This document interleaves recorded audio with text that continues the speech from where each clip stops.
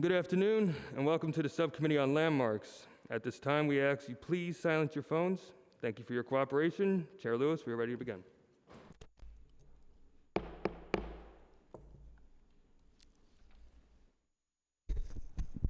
Good afternoon. I'm Councilmember Farah Lewis, Chair of the Committee on Landmarks, Public Sightings and Dispositions. I am joined today by my colleagues, Council Members De La Rosa, Feliz, Ong, Marte, Nurse, and Bacher. Today we will vote on the Lirio project we heard last month after a hearing on the item subject to call. I now recognize the Subcommittee Council to explain today's hearing procedures. Thank you, Chair Lewis. This meeting is being held in hybrid format. Members of the subcommittee are required to meet in person. Members of the public who wish to testify may do so in person or via Zoom. Members of the public who wish to testify via Zoom were asked to register for today's hearing. If you register to testify and are not yet signed into the Zoom, please do so now and remain signed in until after you have testified. If you wish to testify via Zoom and have not registered, please do so now by visiting the Council's website at www.council.nyc.gov/land-use. That's LANDUSE. If you have written testimony that you would like the subcommittee to consider in addition to or in lieu of appearing before the subcommittee, please send it by email to landusetestimony@council.nyc.gov, landusetestimony@council.nyc.gov. Please indicate the LU number or project name in the subject line of your email. Lastly, there may be extended pauses. If we encounter any technical problems today, we ask that you please be patient as we work through these issues. Chair Lewis will now continue with today's agenda. Thank you. On June 14th, the subcommittee held a public hearing on the Lirio 806 9th Avenue project proposed for Councilmember Bacher's district. The project consists of 5 related land use actions, all subject to ULURP, to facilitate the construction of a 9-story mixed-use development containing 112 permanently affordable dwelling units, approximately 67 of which would be supportive housing for long-term HIV survivors, along with commercial and community facility space. At our June 14th meeting, 36 witnesses appeared and offered testimony on all ULURP applications associated with the project. To satisfy a prerequisite to voting for 3 of those items at the June 16 stated meeting, the Council adopted a resolution pursuant to Sections 197 DB3 of the Charter calling up City Planning Commission decisions on application numbers C220221, ZSM C220222, PPM, and C220223, PQM, which were introduced as LUs 75, 76, and 77. Those items are on today's calendar, even though we did hear testimony on them on June 14th. I now open public hearings on LUs 75, 76, and 77. All witnesses will be limited to 1 minute. Council, are there any members of the public who wish to testify? We're checking whether to see there are any remote witnesses.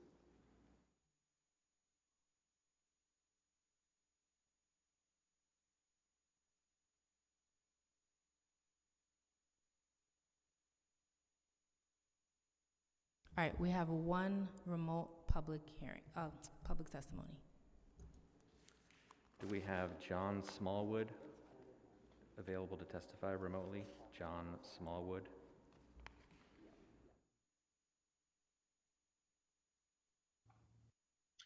Good afternoon. Bear with me for a second. You should see my video. Starting time. Thank you. My name is John Smallwood. I'm a resident at 349 West 54th Street. I live across the street from the proposed project, and I appreciate the opportunity to speak today. I have just 3 quick comments. One is, living directly across from this project, I really feel like there's been a lack of community engagement. There has been no approach by the developer, the supportive housing provider, or by MTA to any of the residents, immediate residents, or businesses. There's a feeling that there's been just a lot of things happening behind the scenes with HPD and the developer that really haven't been shared. So that's number one. Number two, I would like to see the site developed. It's been vacant for a long time.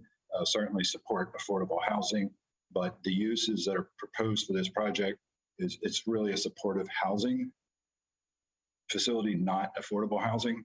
There's a clear distinction there. So I just, we should be cognizant of that in reviewing your application. And the reason I bring that up is I don't think I've ever seen any. Time expired. Thank you, John. Council, is there any other members of the public that wish to testify? Chair, we're going to confirm that there are no additional remote witnesses, and we will just pause briefly here to confirm there are no witnesses on site.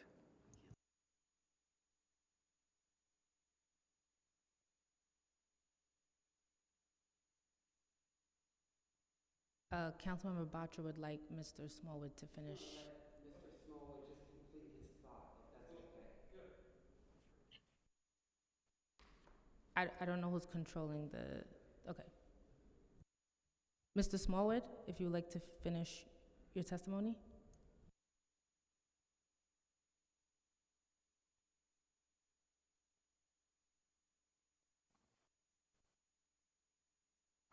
Can you hear me now? You good? Hello?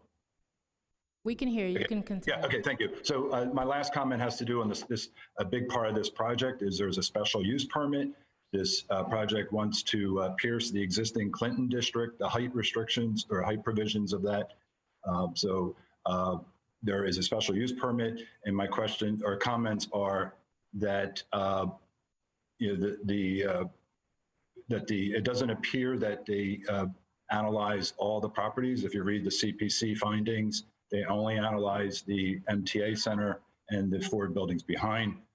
Under a special use permit, you should be reviewing all the surrounding area. So I'll leave it at that. I also would add that they note that MTA is going to have 125 employees.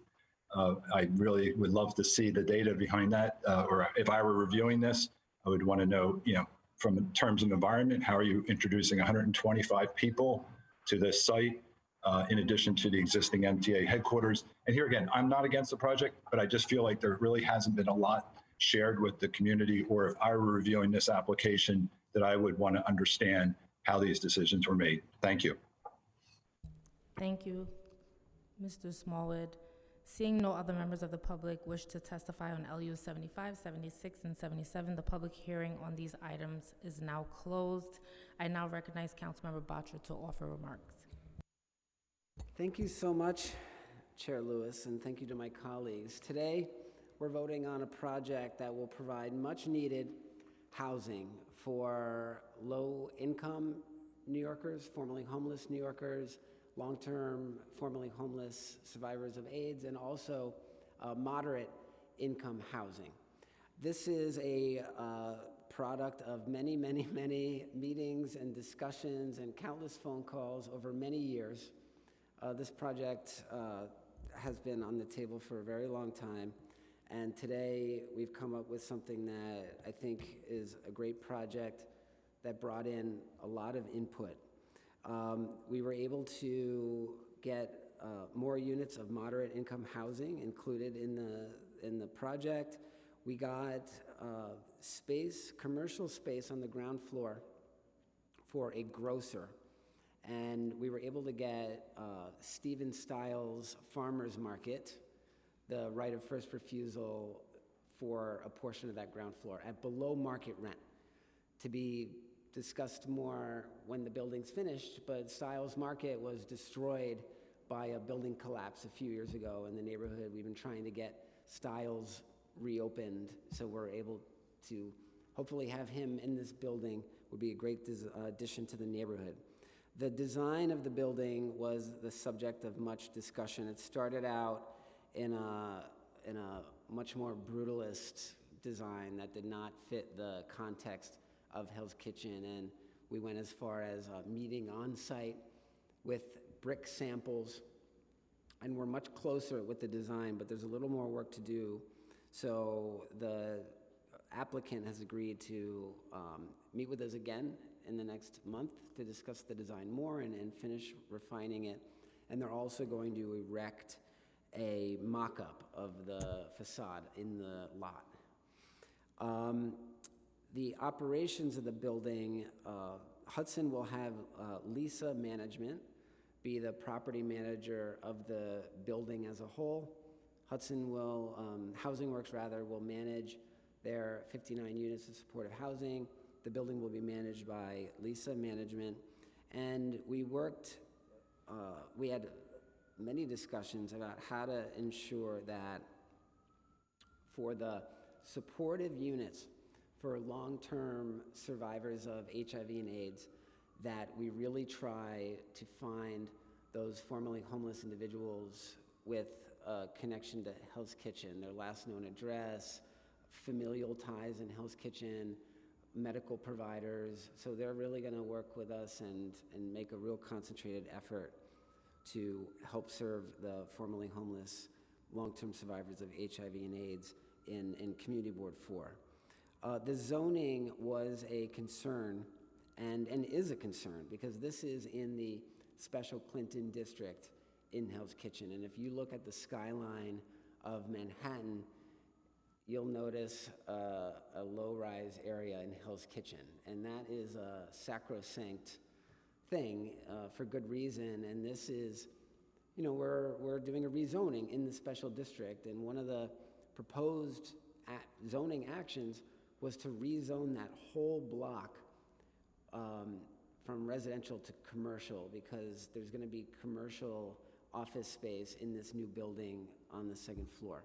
We were able to get that limited to only this zoning lot, and there were a number of text changes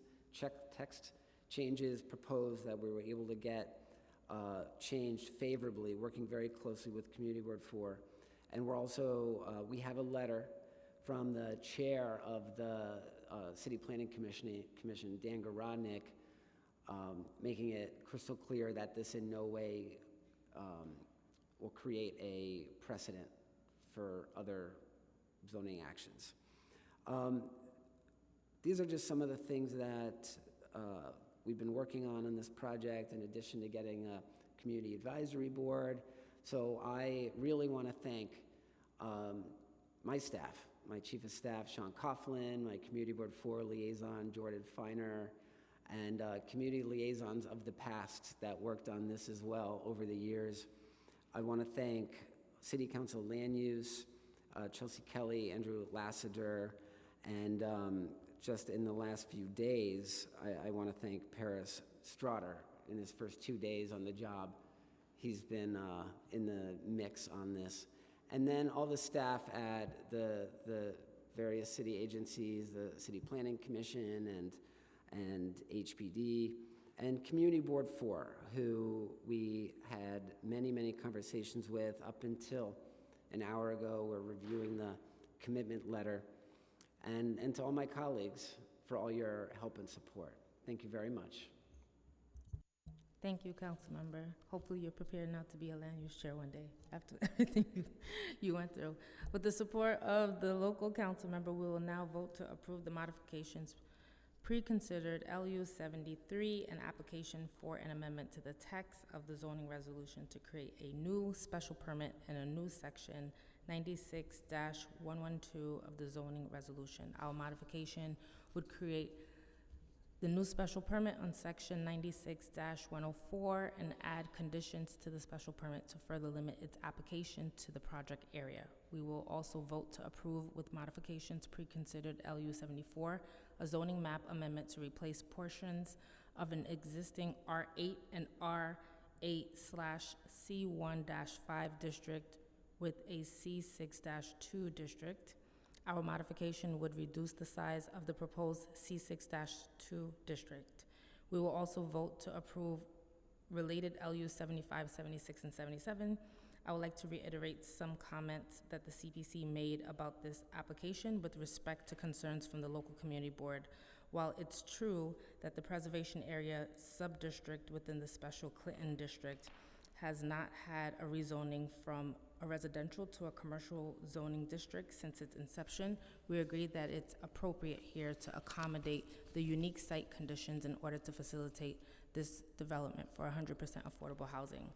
I want to state for the record that the support of this rezoning with our proposed modification does not signal an attempt to erode the primary goal of the Special Clinton District to preserve and strengthen the residential character of the community, and should not set precedent nor signal to the development community, to propose similar rezonings in other areas of the sub-district. Council, please call the roll. Chair Lewis. I vote aye. Councilmember Feliz. I vote aye. Councilmember De La Rosa.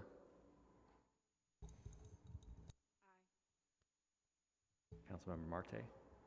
I vote aye. Councilmember Nurse. Aye. Councilmember Ung. I vote aye. Okay, by a vote of 6 in the affirmative, 0 in the negative, and no abstentions, LUs 75, 76, and 77 are approved, and preconsidered LUs 73 and 74 are approved with modifications. All items are recommended to the full Land Use Committee.